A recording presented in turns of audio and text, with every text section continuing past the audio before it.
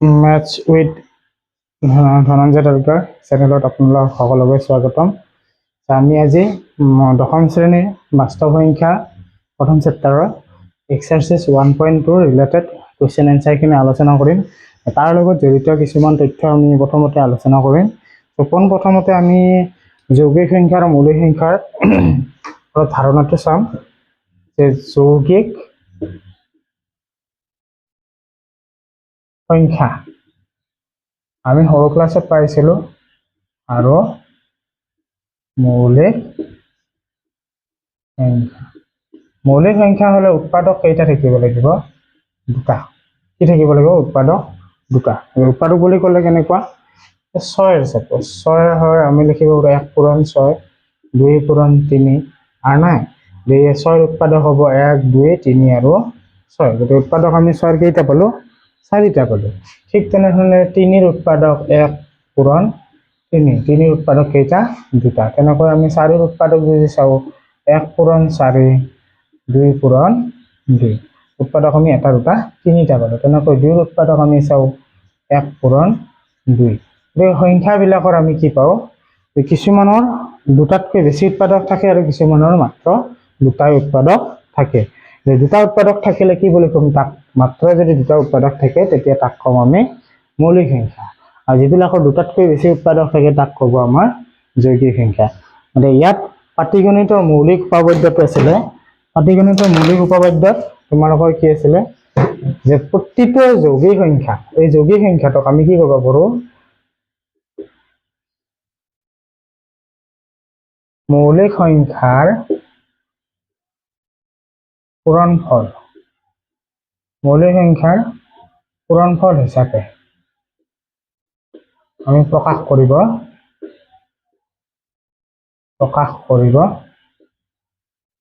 পাৰোঁ। প্ৰতিটো যৌগিক সংখ্যা কেতবোৰ মৌলিক সংখ্যাৰ পূৰণফল হিচাপে আমি প্ৰকাশ কৰিব পাৰোঁ। যেনেকৈ আমি উদাহৰণ এটা চাই লওঁ। সাপোজ 12টো এটা যৌগিক সংখ্যা। 12টো আমি কেনেকৈ ভাঙিব পাৰোঁ? 2 6 গুণ 12, 2 3 গুণ 6। মানে আমি লিখোঁ 2 পূৰণ 2 পূৰণ 3। ইয়াত আমি 2 দুটা উৎপাদক পালোঁ আৰু 3টা। 12টো উৎপাদক আমি কি পালোঁ? 2 আৰু 3। ইয়াত 2টো মৌলিক সংখ্যা, 3টো মৌলিক সংখ্যা, কিন্তু 12টো কি আছিলে? যৌগিক সংখ্যা। গতিকে তেনেকৈ আমি প্ৰত্যেকটো যৌগিক সংখ্যাকে কেতবোৰ মৌলিক সংখ্যাৰ পূৰণফল হিচাপে প্ৰকাশ কৰিব পাৰিম। আৰু এইটোকে ক'ব পাটিগণিতৰ মৌলিক উপপাদ্য। পাটিগণিতৰ মৌলিক উপপাদ্য পৰীক্ষাত আহিব পাৰে যে পাটিগণিতৰ মৌলিক উপপাদ্যটো কি? তোমালোকে কি লিখিবা যে প্ৰতিটো যৌগিক সংখ্যা কেতবোৰ মৌলিক সংখ্যাৰ পূৰণফল হিচাপে এক অদ্বিতীয় ৰূপত প্ৰকাশ কৰিব পাৰি। হৈ গ'ল প্ৰথম টপিকটো আমি জানিলোঁ। মানে এইখিনি অংক কৰোঁতে আমাৰ এইবিলাক ৰিলেটেড কিছুমান তথ্য লাগিব। মৌলিক সংখ্যা আৰু যৌগিক সংখ্যাৰ তথ্যখিনি আমি পালোঁ। এইবাৰ আমি পাম গসাউ আৰু লসাগু। গসাউ আৰু লসাগু, গসাউ প্লাছ লসাগু। আৰু ইয়াতে আমি কি কৰিম? শ্ৰুতিহৰণ পদ্ধতি, যিটো মৌলিক উৎপাদীকৰণ পদ্ধতি, সেইটোত প্ৰকাশ কৰিম। গসাউ বুলি ক'লে আমি যিকেইটা উৎপাদক পাম, যিকেইটা সংখ্যা দিয়া থাকিব, সাপোজ 2 আৰু 4, 2টো আমি 2 পালোঁ, 4টো 2 পূৰণ 2। ঠিক আছে, ইয়াতে 2 উৎপাদক 4টো 2টো আমি 2 to the power 1, 4টো আমি 2 স্কোয়াৰ লিখিব পাৰিম। গসাউ বুলি ক'লে কি হ'ব? এই মিল থকা উৎপাদক কেইটা, মিল থকা উৎপাদক কেইটাৰ ক্ষুদ্ৰতম ঘাত। ক্ষুদ্ৰতম ঘাত হ'লে 2ৰ ঘাত আছে 2, 2ৰ ঘাত আছে 1। ক্ষুদ্ৰতম হ'লে সৰুটো, এই সৰুটো আহিব ইয়াতে। সেইকেইটা পূৰণফল। ইয়াতে এটা আছে, গতিকে এটা আহিব। লসাগু হ'লে কি হ'ব? মিল থকাৰ বৃহত্তম ঘাত আৰু লগতে মিল নথকা গোটেই কেইটা। মিল থকা কেইটা আহিব, তাৰ মিল থকা কেইটাৰ আটাইতকৈ ডাঙৰ ঘাতটো আহিব, মিল নথকা গোটেই কেইটা আহিব। তাৰ পূৰণফলটো হ'ব লসাগু। আৰু গসাউ হ'লে মিল থকাৰ সৰু ঘাতৰ যিটো সংখ্যা থাকিব সেইকেইটা পূৰণফল, কিন্তু মিল থকা হ'ব লাগিব, মিল নথকা এটাও নাহে। গসাউ আৰু লসাগু আমি এইখিনি অংক কৰোঁতে ভালদৰে বুজি পাম। মই এইখিনি জানিব লাগিব যে গসাউ হ'লে মিল থকাৰ সৰু ঘাতৰ সেইকেইটা পূৰণফল, লসাগু হ'লে মিল থকাৰ ডাঙৰ কেইটা, ডাঙৰ ঘাতৰ আৰু মিল নথকা গোটেইকেইটা। তাৰ উপৰি আমাক কি লাগিব, গসাউ পূৰণ লসাগু কি হ'ব, যি সংখ্যা দুটা দিয়া থাকিব সংখ্যা দুটাৰ পূৰণফলৰ সমান। কেতিয়াবা আমাক গসাউ দিয়া থাকিব আৰু সংখ্যা দুটা দিয়া থাকিব, লসাগুটো ওলাব দিব। ইয়াৰ পৰা এই সম্পৰ্কটোৰ পৰা আমি উলিয়াব পাৰিম। কেতিয়াবা সংখ্যা দুটাৰ পূৰণফল দিয়া থাকিব, গসাউ দিয়া থাকিব, লসাগু উলিয়াব পাৰিম, হয়। বা কেতিয়াবা সংখ্যা দুটা দি থাকিব, গসাউ আৰু লসাগু উলিয়াব দিব, উলিয়াই কিনে প্ৰমাণ কৰিব দিব, সেইটোও কৰিব পাৰিম।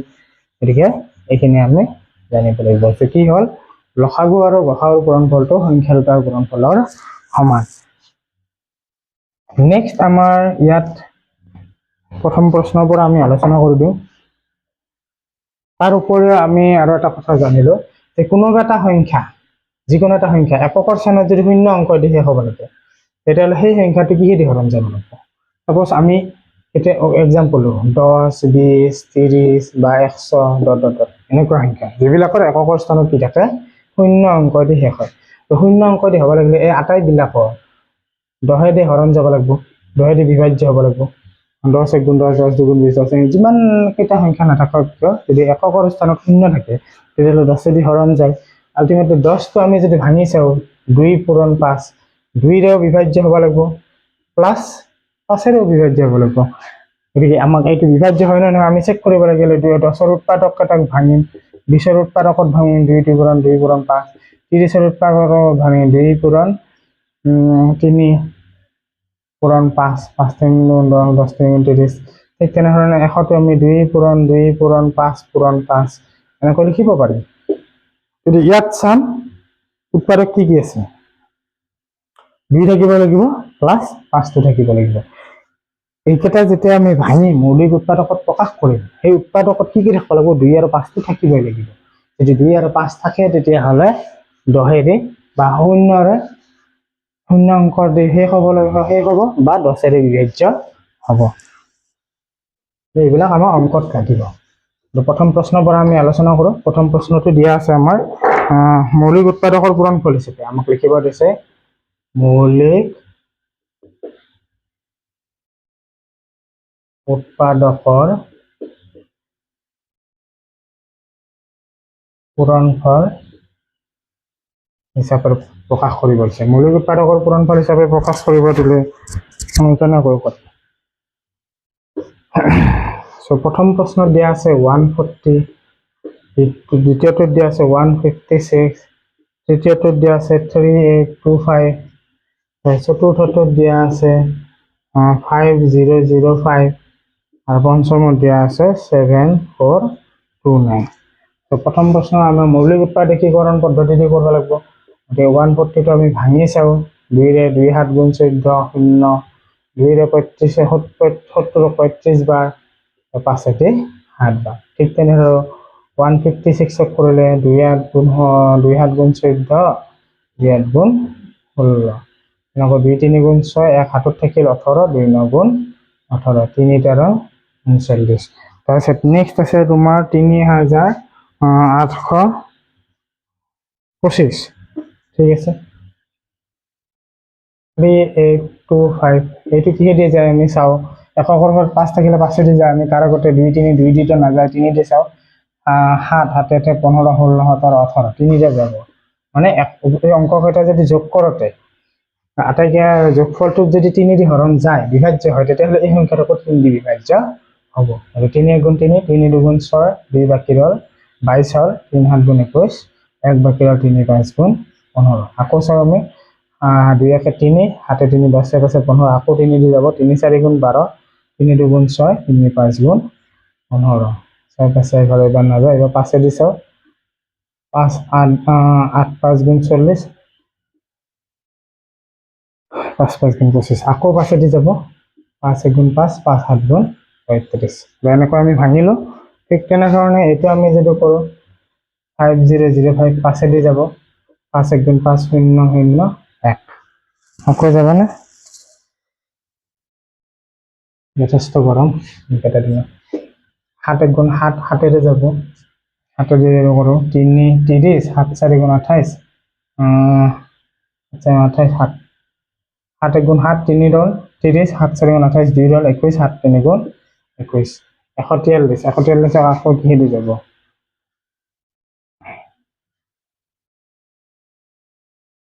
11 যাব 11 গুণ 11 3 বাকি 33 11 3 গুণ 33 7429 এইটো তোমাৰ কিহেৰে যাব যায় 7429 আমি 19 চাওঁ 19 দিয়ে যাব 17 দিয়ে যাব আৰু 23 দিয়ে যাব 17 দিয়ে যাওঁ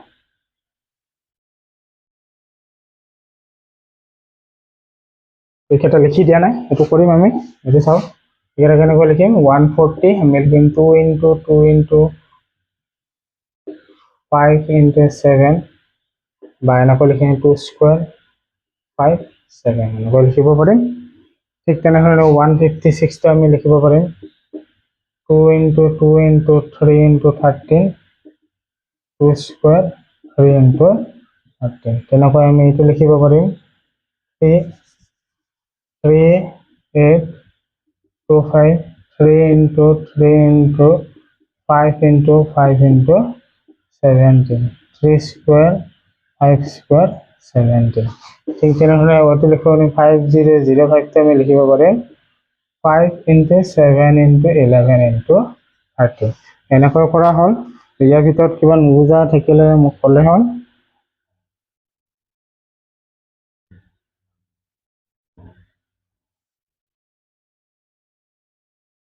এইকেইটা হ'ল আমি 5 নম্বৰটো চাম এইবাৰ আছে দিও এইটো নেক্সট তোমালোকে লিখিব লাগিলে ভিডিঅ'টো পজ কৰিবা মই ষ্টপ কৰিলে লিখি ল'লে হ'ল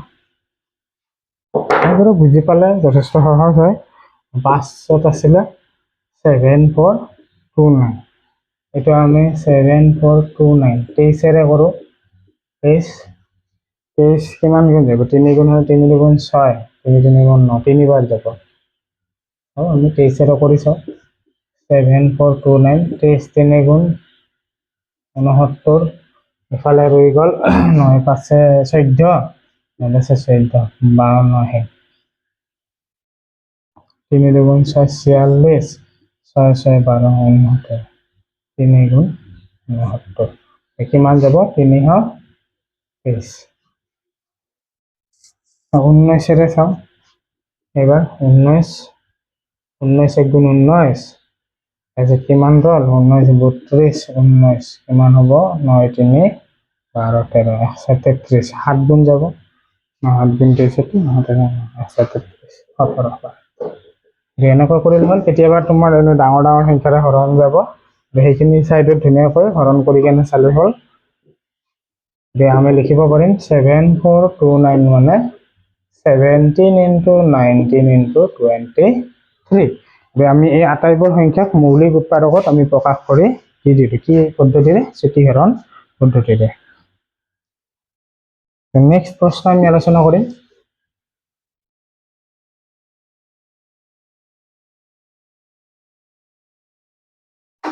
নেক্সট আমাৰ 2 নম্বৰ দিয়া আছে আমাক প্ৰথম উলিয়াব দিছে লসাগু আৰু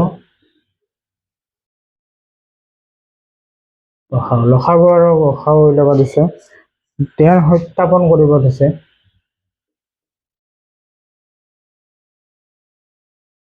সত্যাপন কৰিব দিছে কি লসাগু পূৰণ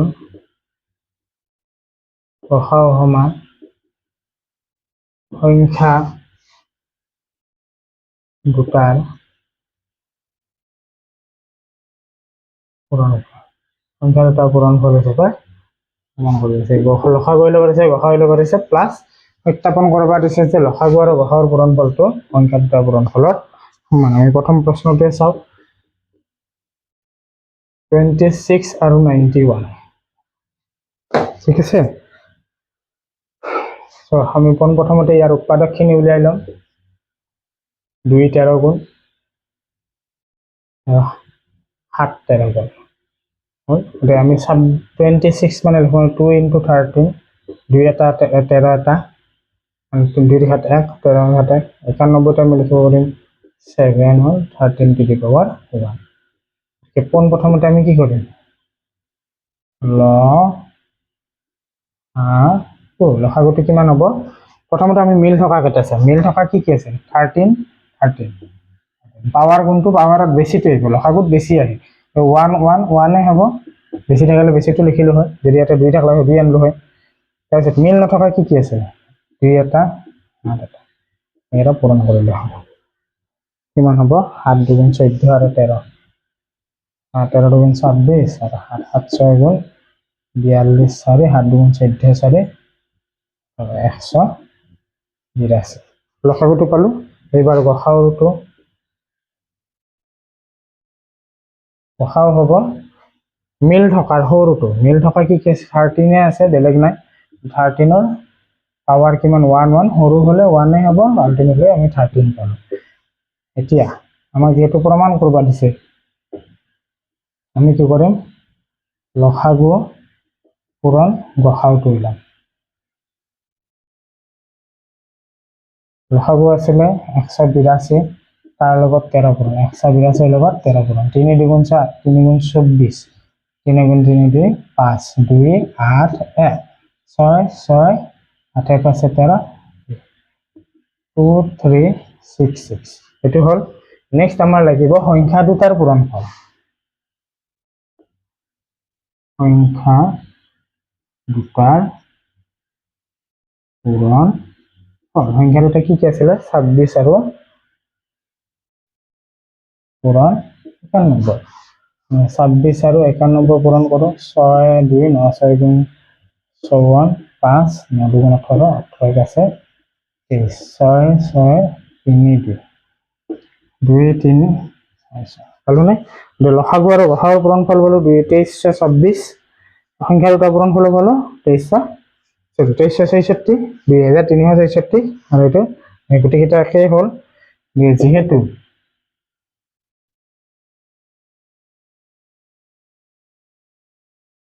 লসাগু পূৰণ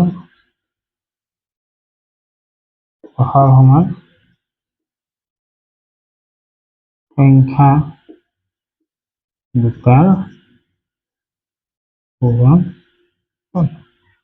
যেহেতু নালাগে এটাকে দিলে সত্যাপন কৰা সত্যাপন কৰিব দিছে গতিকে সত্যাপন কৰা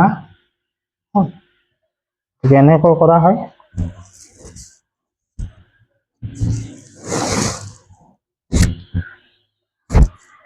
আমি ইয়াত কি কৰিলো যে প্ৰথমতে সংখ্যা কেইটাৰ আমি উৎপাদক উলিয়াই লৈছো মৌলিক উৎপাদকত ভাঙিছো তাৰপিছত লসাগু লাগে আমাক লসাগু হলে মিল থকাৰ সৰু উৎপাদকটো মিল থকা গোটেইকেইটা পূৰণ কৰি উত্তৰটো লিখিলো গসাউ হলে মিল থকাৰ সৰু ঘাটত থকাটো লিখিলো তাৰপিছত লসাগু আৰু গসাউ পূৰণফল আমি উলিয়ালো উলিয়াই সংখ্যা দুটা পূৰণফল উলিয়ালো যদি একে হয় সত্যাপন কৰা হয় আৰু নিশ্চয় এইটো একেই হ'ব আৰু নেক্সটটো আমি চাও 2 নম্বৰ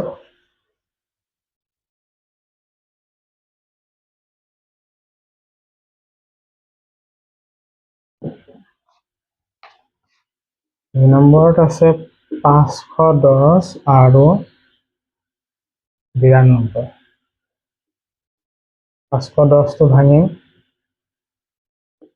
92টো ভাঙিম প্ৰথমতে আমি ভাঙি লম 2 2 গুণ 4 2 5 গুণ 10 2 5 গুণ 10 ঠিক আছে 2 2 গুণ 4 1 বাকি রল 10 হল 2 5 গুণ 10 আকৌ 1 বাকি রল 10 হল 2 5 গুণ 10 হাতে আছে 12 12 হলে 3 রে যাব 3 8 গুণ 24 3 5 গুণ 15 হলো 5 এ যাব 5 1 গুণ 5 5 7 গুণ 35 5 7 85 2 রে হলে 2 4 গুণ 8 1 বাকি রল 2 6 গুণ 12 2 রে 23 বার ইয়াত আমি এইখিনি পালো 510 মানে 2 পূৰণ 3 পূৰণ 5 পূৰণ 17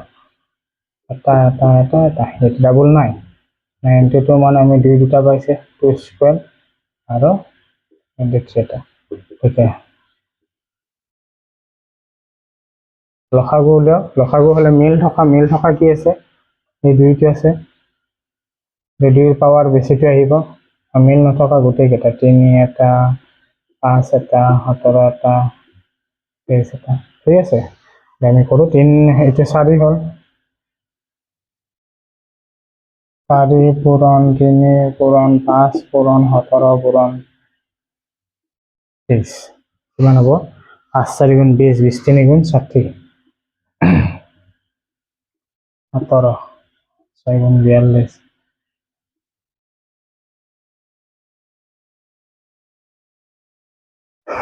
তাৰ লগত আকৌ 23 পূৰণ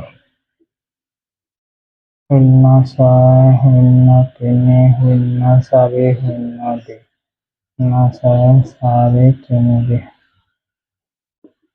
23,460। এনেকৈ গসাউটো উলিয়াওক।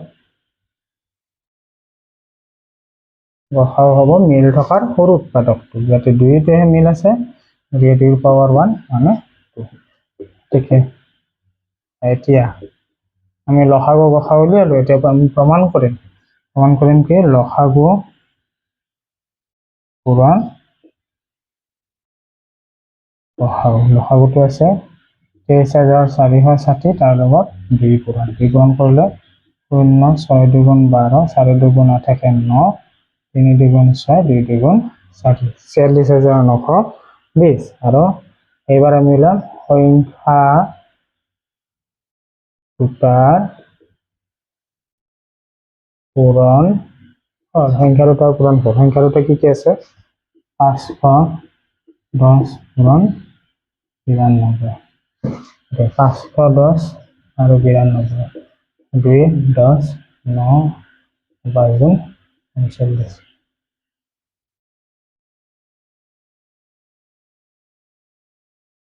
পূৰণ কৰি গম পালো দুয়োটা একে, লিখি দিবা একেকে সংখ্যা দুটাৰ পূৰণ ফল আমাৰ লসাগু পূৰণ গসাউ মানে সংখ্যা দুটাৰ পূৰণ ফল সত্যাপন কৰা হ'ল।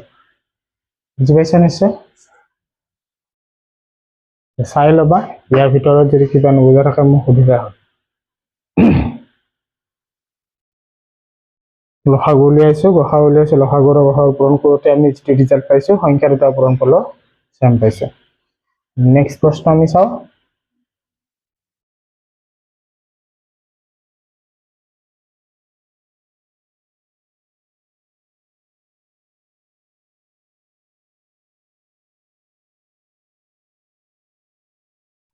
নেক্সট আমাৰ আছে 300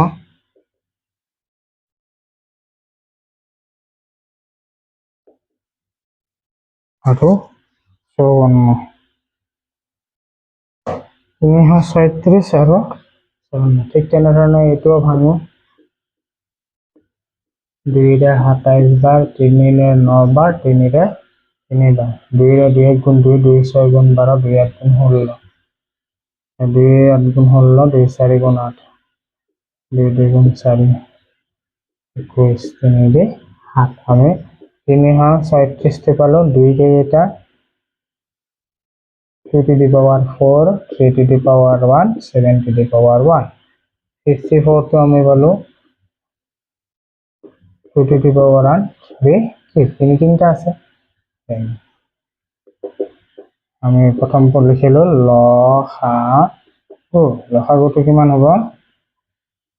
মিল থকা কি কি আছে? 2 আৰু 3, ডাঙৰটো আহিব 2 to the power 1, 2 to the power 4, 4টো আহিব, ঠিক তেনে 3 1, 3 to the power 3, 3টো আহিব, 7 কিমান হ'ব? 2 2 4 বাৰ আৰু 4 4 গুণ 16, 3 9 3 গুণ 27 আৰু 7, ঠিক আছে।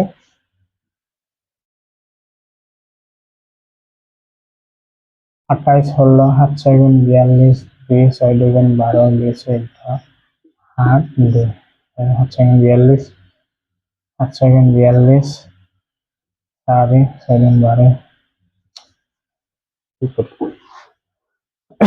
চাবা 16 আৰু 27 পূৰণ কৰিম, 7 6 গুণ 42, 4 7 7 4 11, 6 2 গুণ 12, 2 1 গুণ 2 1 3, 4 হ'ল 7 6 গুণ 42, 7 7 4 11, 6 গুণ 12 2 গুণ 2 একে 3 2 3 4 ঠিক আছে এইটো আপোনালোকৰ তাৰ লগত আকৌ 7 দি পূৰণ 7 2 গুণ 14 7 3 গুণ 21 একে 22 2 7 4 28 29 30 3034 দেন আমি উলিয়ালো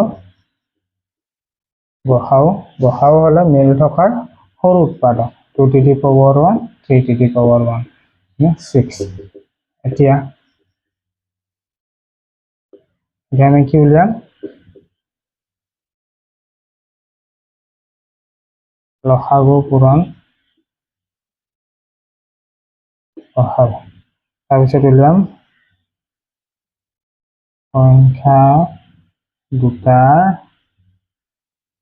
পূৰণ ফল সংখ্যা দুটাৰ পূৰণ লসাগু পূৰণ গসাউটো উলিয়াও 3024 পূৰণ 6 সংখ্যা দুটা আছিলে 337 আৰু 54 আমি চাওঁ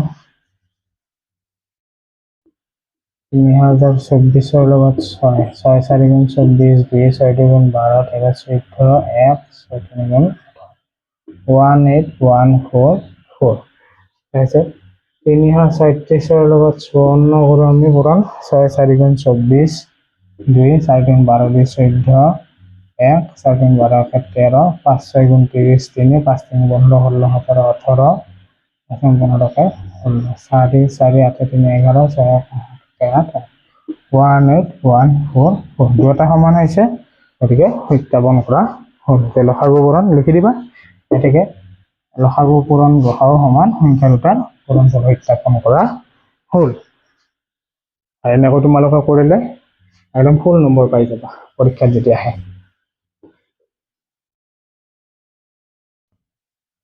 আমি 3 নম্বৰ প্ৰশ্ন আলোচনা কৰিম এতিয়া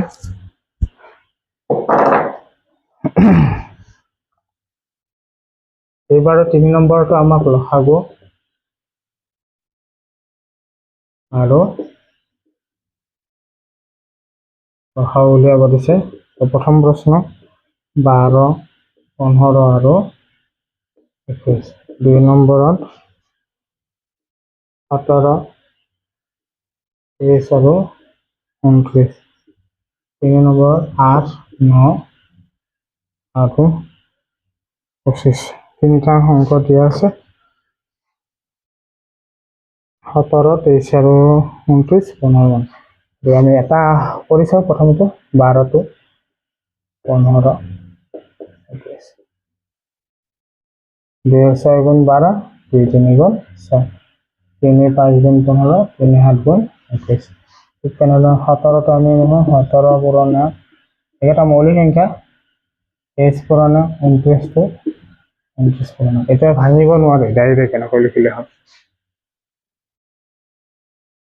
8 2 4 গুণ 8 2 2 গুণ 4 9 হ'ব 3 পূৰণ 3 25 হ'ব 5 পূৰণ আমি ভাঙি ললো গোটেইকেইটা প্ৰথমটো আমাক কি লাগে লসাগু লাগে তাৰ আগতে আমি সংখ্যাবিলাক লিখিলাম 12 15 আৰু কি দিয়া আছে 21 ইয়াত দিয়া আছে 17 23 আৰু 29 নেক্সট দিয়া আছে 8 9 আৰু 25 প্ৰথমটো চাওঁ 2 স্কয়াৰ সেইটো 2 দুটা 3 এটা হ'ল ইয়াত হ'ব 3 এটা 5 এটা 3 এটা 8 এটা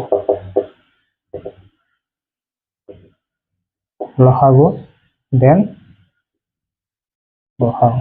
লসাগু হলে মিল থকা কি আছে 3 3 to the power 1 মিল থকা ডাঙৰটো আহিল তাৰপিছত 2 স্কয়াৰ মিল নথকা কথা আহিব 5 to the power 1 7 to the power 1 ইয়াত পূৰণটো আমি কৰিম 3 3 4 গুণ 12 12 5 গুণ 60 60 8 গুণ 420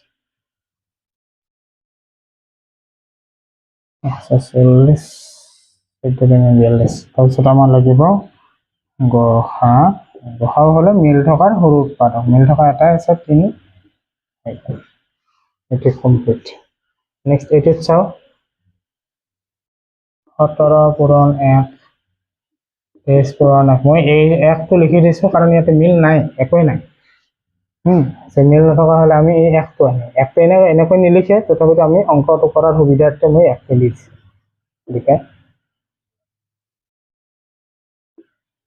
লসাগু হ'ব 23 আৰু 29, এইকেইটা পূৰণফল। মিল থকাটোতো একটো নিদিয়া একে কথা, পূৰণ কৰিলে হ'ল। তাৰপিছত গসাও হ'ব 1। ইয়াত আমি পূৰণ কৰিছোঁ 23 আৰু 17, 7 3 21, 2 7 2 14, 2 16, 3 2 7 7 3 21, 7 2 14, 2 16, 3 2, ঠিক আছে। 1 9 3 391, 391 লগত 29, 9 9 9 81, 8 9 3 27, 7 8 15, 35, 2 2 9 2 18, 3 21, 7 9 3 8 5 13, 7 3 22, 11, 1 1 3 3 9। তোমালোকে পূৰণ কৰি চালেই হ'ল। যোগ্য অক্ষৰতে অলপ ইফাল সিফাল হ'ব পাৰে, চাই ল'বা তোমালোকে। 10 11, 2 কিউব 3 স্কোয়াৰ x স্কোয়াৰ। ইয়াতো আমাৰ লসাগু কি হ'ব? মিল নাই, যিটো মিল নথকা গোটেইকেইটাই আহিব।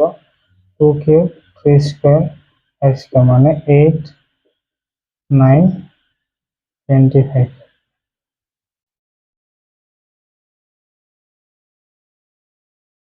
সাতৰ আৰু এইফালে 8 9 72 আৰু 25, 5 2 10, 7 5 35, 36, 4 7 2 14, 4 4 3 7 8 1800।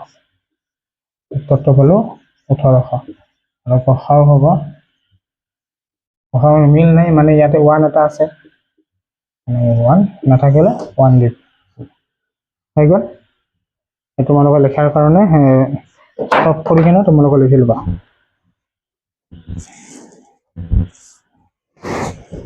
2 আৰু 3 দিয়াকে 2টো তোমালোকৰ লসাগু আৰু গসাও পূৰণফলটো সংখ্যা দুটাৰ পূৰণফল হিচাপে লিখিব দিছিল। ইয়াতে তোমাৰ ডাইৰেক্ট লসাগু আৰু গসাউটো উলিয়াব দিছে। এইটো পদ্ধতিত আমি 2টা 3টা বা তাতকৈ বেছি সংখ্যাৰ আমি লসাগু বা গসাও নিৰ্ণয় কৰিব পাৰিম। 3 নম্বৰটো হ'ল, এবাৰ 4 নম্বৰ প্ৰশ্নটো আমি আলোচনা কৰোঁ।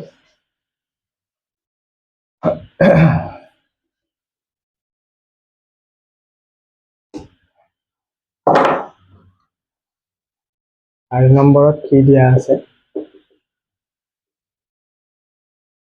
দিয়া আছে গসাউ 306 আৰু 657, ইয়াৰ গসাউটো দিয়া আছে 9, প্ৰশ্নত দিয়া আছে। তাৰপিছত আমাক কৈ ল'ব দিছে লসাগু 306 আৰু 657 লসাগুটো কিমান? মই কৈ দিছিলোঁ যে সংখ্যা দুটাৰ পূৰণফল আৰু লসাগু আৰু গসাউৰ পূৰণফল সমান হয়। যিহেতু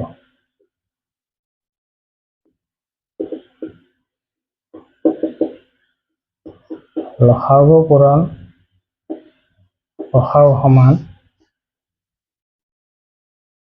সংখ্যা দুটাৰ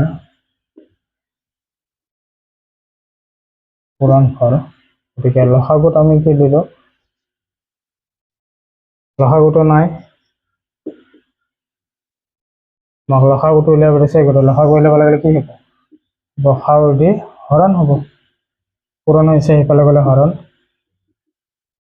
কিয় হৰণ কৰিম? আমি সংখ্যা দুটাৰ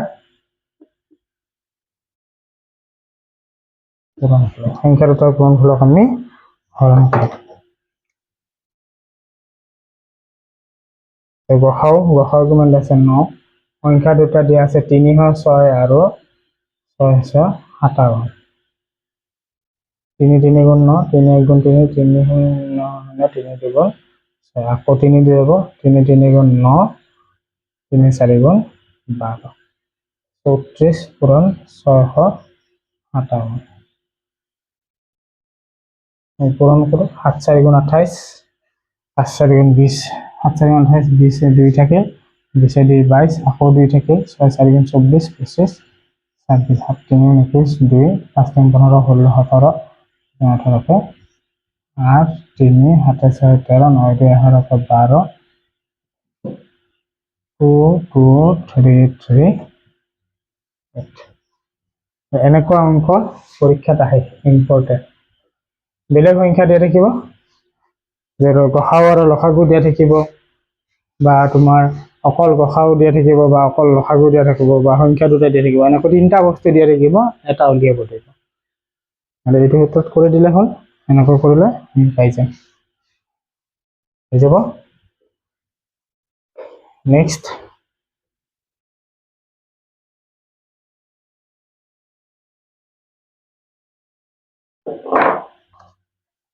নেক্সট আমাৰ দিয়া আছে মই কৈ দিছিলোঁ এনেকুৱা সেইটো লেচন আৰম্ভ কৰাৰ আগতে আমাক কৈছে কোনোবা স্বাভাৱিক সংখ্যা এনৰ ক্ষেত্ৰত কোনোবা এটা স্বাভাৱিক সংখ্যা এন স্বাভাৱিক সংখ্যা হ'লে কি 1 পৰা 1 2 3 4 এনেকুৱা সংখ্যা যে 6 টু দি পাৱাৰ n ইয়াৰ ৰিজাল্টটো শূন্য অংক দি আমি যিটো ৰিজাল্ট পাম তাৰ এককৰ স্থানত শূন্য থাকিবনে শূন্য অংক দি শেষ হ'বনে শূন্য অংকৰে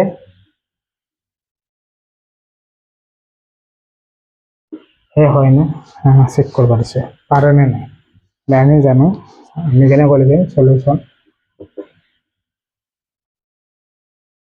আমি জানো কোনোবা সংখ্যা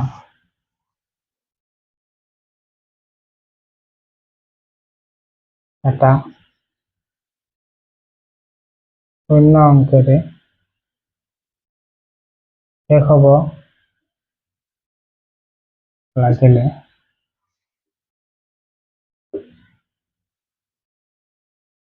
সংখ্যাটোক কিহেদি হৰণ যাব লাগিব 10ৰে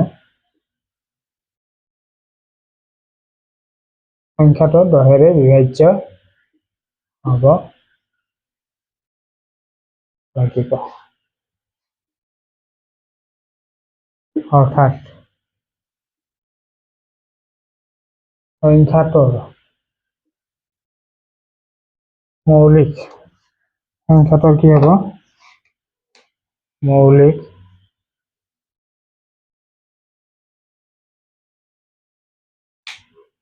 উৎপাদকী হৰণত 2 আৰু 5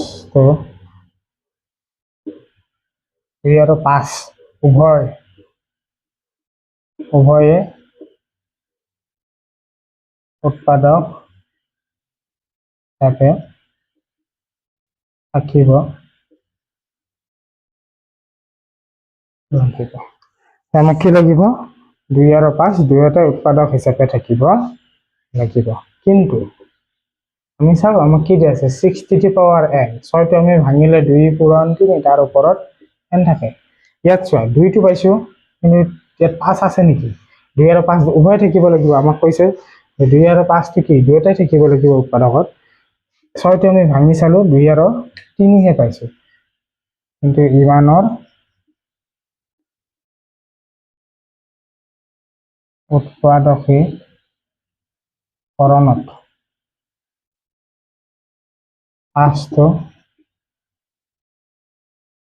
উৎপাদক থাকে নাই গতিকে আমি কি লিখিব পাৰিম গতিকে 6 টু দি পাৱাৰ প্ৰশ্নৰ পৰা লিখি দিলে হ'ল যে কোনোবা স্বাভাৱিক সংখ্যা এনৰ ক্ষেত্ৰত কোনোবা স্বাভাৱিক সংখ্যা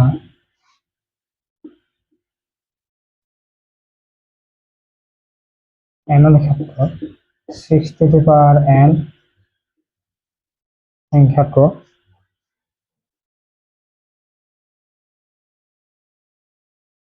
শূন্য অংকেৰে শেষ শূন্য অংকৰে শেষ নহ'ব ঠিক আছে যে স্বাভাৱিক সংখ্যা শূন্য অংক দি শেষ হ'ব লাগিলে সেই সংখ্যাটো 10 দি বিভাজ্য হ'ব লাগিব গছেদি বিভাজ্য হ'ব লাগিলে যিটো সংখ্যা আমি তাক যদি মৌলিক উৎপাদকত ভাঙিলে আমি কি পাব লাগিব, সেই উৎপাদকত 2 আৰু 5টো থাকক, বাকী অন্য সংখ্যা থাকক, কিন্তু 2 আৰু 5 উৎপাদক হিচাপে থাকিব লাগিব। ইয়াত কিন্তু 2টো আছে কিন্তু 5টো নাই, সেইকাৰণে এই সংখ্যাটো কেতিয়াও শূন্য অংকই দি শেষ হ'ব নোৱাৰে, শূন্য অংকই দি শেষ হ'ব নোৱাৰে। ঠিক আছে, এনেকৈ লিখি দিলে হ'ল, নিজৰ ভাষাত লিখি দিলে হ'ল। নেক্সট আমি চাওঁ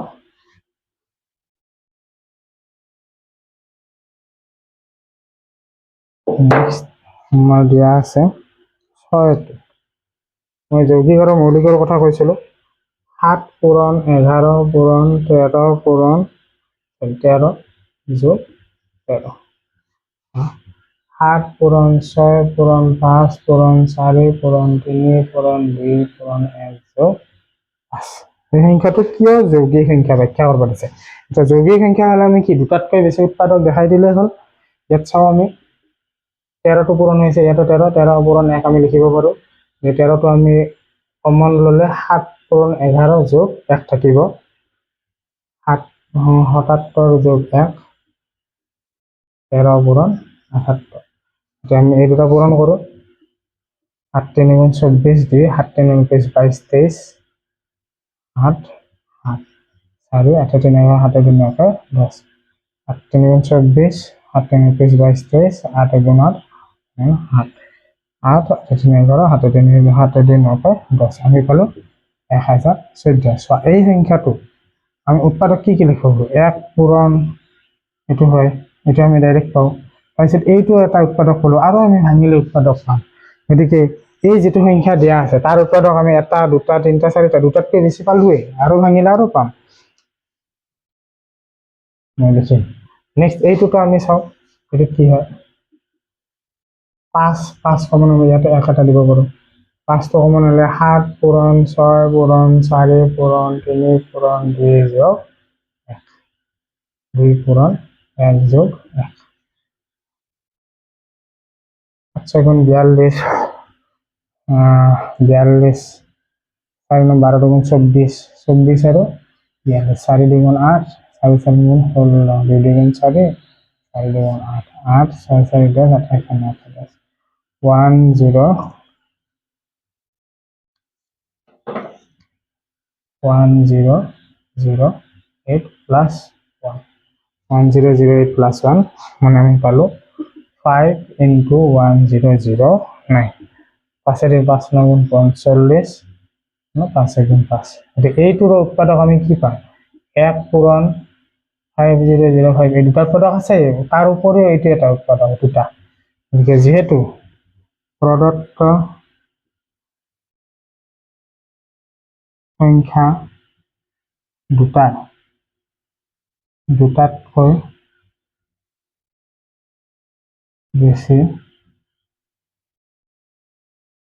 বেছি কি আমি কি পাইছোঁ, উৎপাদক হোৱা হৈছে, গতিকে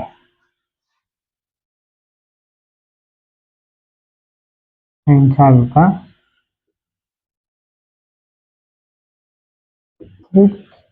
দুটাতকৈ বেছি উৎপাদক পালে যৌগিক, যদি দুটাতকৈ আমি দুটা উৎপাদক পালো হয় তেতিয়াহ'লে সেইটো মৌলিক সংখ্যা হয়।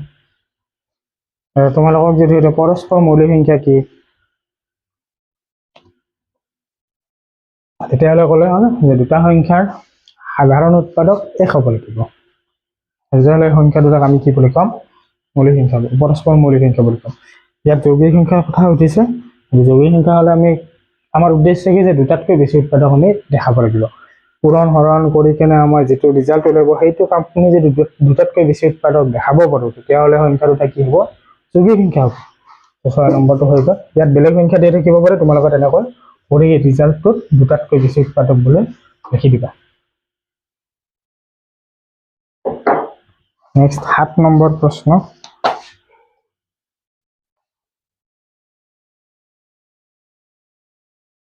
প্ৰশ্নটো দীঘল হয়, শুনিবা ভালদৰে। এখন খেলপথাৰৰ চাৰিওপিনে এটা বৃত্তাকাৰ পথ আছে, বৃত্তাকাৰ এটা পথ। খেলপথাৰৰ চাৰিওফালে গাড়ী দি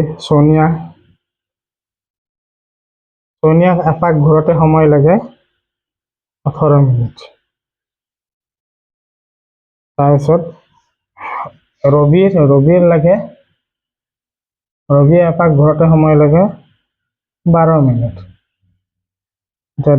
দুয়োতে যদি এটা বিন্দু তাৰ একে সময়তে আৰম্ভ কৰে একেটা দিশত, এও ইফালে যায়, ৰবিও সিফালে যায়, তেতিয়াহ'লে কেইমিনিট পিছত আকৌ তেওঁলোকে এই আৰম্ভণি বিন্দুটোত লগ লাগিব। সেইটো হৈছে ইয়াত আমি কি উলিয়াব লাগিব, সিহঁতে আৰম্ভণি বিন্দুৰ পৰা আকৌ ঘূৰি কিন্তু সময়ত লাগিব, সেইটো হ'ব লসাগু। আমি উলিয়াব লাগিব লসাগু কাৰ 12 মিনিটৰ আৰু 18 মিনিটৰ। 12 আৰু 18 আমি যদি লসাগু নিৰ্ণয় কৰোঁ, সেই লসাগুটো ৰিজাল্টটোৱে হ'ব ইহঁতে আৰু সিমান সময় পিছত একেটা বিন্দুতে লগ লাগিব। 12টো আমি 2 6 গুণ 12, 2 3 গুণ 6, 18টো আমি লিখিব পাৰোঁ 2 9 গুণ 18, 3 3 গুণ 12 মানে 2 স্কুৱেৰ 3 1, 18টো লিখিব পাৰোঁ 2 1 3 স্কুৱেৰ। গতিকে লসাগু হ'ব, নিৰ্ণয় লসাগু হ'ব কিমান হ'ব, মিল থকাৰ পৰা ডাঙৰ কেইটা 2 স্কুৱেৰ আহিব, ইয়াৰ পৰা 3 স্কুৱেৰ আহিব, 4 9 3 3 গুণ 9, 2 2 গুণ 4, 9 4 গুণ 36। গতিকে কিমান সময় পিছত আৰু লগ লাগিব, 36 মিনিট পিছত আকৌ সিহঁতে একেটা বিন্দুতে লগ লাগিব। হ'ল এনেকৈ সুধিলে আমাৰ যিহেতু আমি জানো যে বেছি সময় লাগিব, ইয়াতকৈ বেছি, তাত আমি কি ল'ব লাগিব, আমাক ইয়াতে কি দিছিল, কিমান মিনিট পিছত আকৌ তেওঁলোকে আৰম্ভণি বিন্দু লাগিব, গতিকে এই দুটাৰ আমি কি ল'ব লাগিব, লসাগু উলিয়াব লাগিব। ঠিক আছে, নেক্সট 8 তিনিটা প্ৰশ্ন দিয়া আছে। 8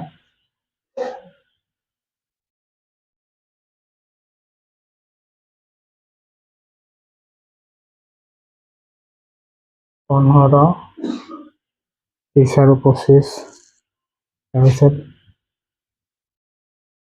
18 ছেকেণ্ড আৰু 60 ছেকেণ্ড। মই জাষ্ট তথ্যখিনি লিখি আছোঁ।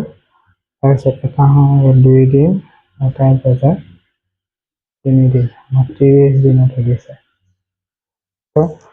8 একটো দিয়া আছে যে এটা ৰেজিমেণ্টত থকা সৈনিকবোৰক 15, 20 আৰু 25 জনকৈ লৈ কিছুমান শাৰীত থিয় কৰাব পাৰি। ৰেজিমেণ্টত অতি কমেও কিমানজন সৈন্য আছে। এতিয়া অতি কম সুধিলে আমি ওলাব লাগিব লঘিষ্ঠত কি আছে, লঘিষ্ঠ মানে সৰু, ইয়াতে অতি কম সুধিছে, গতিকে ইয়াৰ আমি কি ওলাম, লসাগু নিৰ্ণয় কৰিম। 15, 20 আৰু 25, 5 5 গুণ 25, 2 10 গুণ 2, 5 গুণ 3, 5 গুণ এনেকৈ ভাঙি ল'লো। 15 মানে পালোঁ 3 পূৰণ 5, 3 এটা 5 এটা, 20 মানে 2 দুটা 5 এটা, 25 5 দুটা, আমি লসাগু উলিয়াও। লসাগুটোৱে হ'ব ইয়াত সিমানটা সৈন্য সমান্তৰ তাতে লাগিব। মিল থকা আছেনে, 5 5 5 5 আছে, 5 দুটা আহিব, ঘাটটো 2টো বেছি, 2টো আহিব, আৰু মিল নথকা গোটেইকেইটা 3 এটা 2 দুটা, 5 5 গুণ 25, 3 আৰু 2 2 গুণ 25, 4 গুণ 100, 103 গুণ 300। গতিকে কিমানজন সৈনিক থাকি আছিলে, তাতে 300 জন সৈনিক আছিলে। ঠিক আছে, 5 20, 60, 4 5 300 জন। নেক্সট আমাৰ 2 নম্বৰত সুধিছে 1 ঘণ্টা 18 ছেকেণ্ড আৰু আন এটা ঘণ্টা 60 ছেকেণ্ড অন্তৰালত বাজে। কোনো সময়ত দুটা ঘণ্টা একেলগে বাজিলে তাৰ কিমান ছেকেণ্ড পিছত ঘণ্টা দুটা পুনৰ একেলগে বাজে। এই ঘণ্টা দুটা এটা বাজে 18 ছেকেণ্ড পিছত, এটা বাজে 60 ছেকেণ্ড পিছত, সিহঁত একেলগে এবাৰ বাজিছে, আকৌ কিমান সময় পিছত সেই দুটা একেলগে বাজিব। অতি কম সুধিছে, গতিকে ইয়াতো আমি কি ল'ব লাগিব, লসাগু। এই অংককেইটাত লসাগু নিৰ্ণয় কৰিব লাগে। 18, 2 9 গুণ 18, 3 3 গুণ 9, 18 মই লিখিব পাৰোঁ 2 পূৰণ 2 এটা 3 দুটা। 60টো আমি ভাঙিলে 2 ৰে 30, 2 ৰে 15 3 ৰে 5 60টো লিখিব পাৰিম 2 2টা 3 এটা 5 এটা লসাগুটো কিমান হ'ব লসাগু হ'ব মিল থকা চোৱা 2 আছে 3 আছে 2 2টা 3 2টা 5 এটা 2 2 গুণ 4 4 5 গুণ 20 20 9 গুণ 9 180 ছেকেণ্ড ঠিক আৰু 180 ছেকেণ্ড পিছত সিহঁত আকৌ পুনৰ একেলগে বাজি উঠিব প্ৰথম যিটো বাজিলে তাৰ 180 ছেকেণ্ড পিছত আকৌ এই দুটা একেলগে বাজি উঠিব নেক্সট আমাৰ কৈছে যে এটা অনাতাঁৰ কেন্দ্ৰ ৰেডিঅ' চেণ্টাৰ যিটো দুদিনৰ মূৰে মূৰে অসম জাতীয় সংগীতটো বজায় আৰু এটাই বজায় 3 দিনৰ মূৰত এটাই বজায় 2 দিনৰ মূৰত এটাই বজায় 3 দিনৰ মূৰত আমাক কৈছে যে 30 দিনৰ মূৰত মানে 30 দিনত এই দুটা আকৌ কিমান বাৰ একেলগে বাজি উঠিল একেলগে বাজি উঠিল আমাক উলিয়াব দিছে গতিকে 2 আৰু 3 আমি কি উলিয়াব লাগিব 2 আৰু 3 কি ওলাম প্ৰথমতে লসাগু উলিয়াম লসাগু মানে কি এটাই যে 2 দিনৰ মূৰত বাজে এটাই 3 দিনৰ মূৰত বাজে মানে সিহঁতে একেলগে আৰু কেইদিনৰ মূৰত বাজিব 2 আৰু 3 লসাগু 2 পূৰণ 3 সমান 6 মানে 6 দিনৰ মূৰত সিহঁতে একেলগে বাজিব আমাক কেইদিন দিয়া আছিলে 30 দিন কেইদিনৰ মূৰে মূৰে একেলগে বাজে 6 দিনৰ মূৰে মূৰে গতিকে 6 ৰে 30 হৰণ কৰিলে কেইবাৰ বাজিব 5 বাৰ 30 দিনত একেলগে সিহঁতে কেইবাৰ বাজিব টোটেল 5 বাৰ একেলগে বাজিব সেই একেটা দিনত 6 দিনৰ মূৰে মূৰে একেলগে বাজিব যেহেতু এটা 2 দিনৰ এটা 3 দিনৰ তাৰ লসাগু আমি ক'লো 6 এই 6 দিনৰ মূৰে মূৰে সিহঁত একেলগে বাজিব এই 30 দিনত কেইবাৰ আহিব 6 ৰে 30 হৰণ কৰিলে 5 বাৰ ঠিক আছে আৰু 1.2 এইখিনি আছিলে কোৱেশ্চন এনসাৰ 1 পৰা 8 লৈকে মই এইখিনি কৈ দিলো ইয়াত যদি কিবা তোমালোকৰ সুধিব লগা থাকে কিবা কনফিউজ থাকে কৈ দিলে হ'ল মই আকৌ সেইটো ৰিপিট কৰি দিম ঠিক আছে তোমালোকে পঢ়িবা ভালদৰে এইবাৰ যাতে HSLC এক্সাম যথেষ্ট ভাল হয় ধন্যবাদ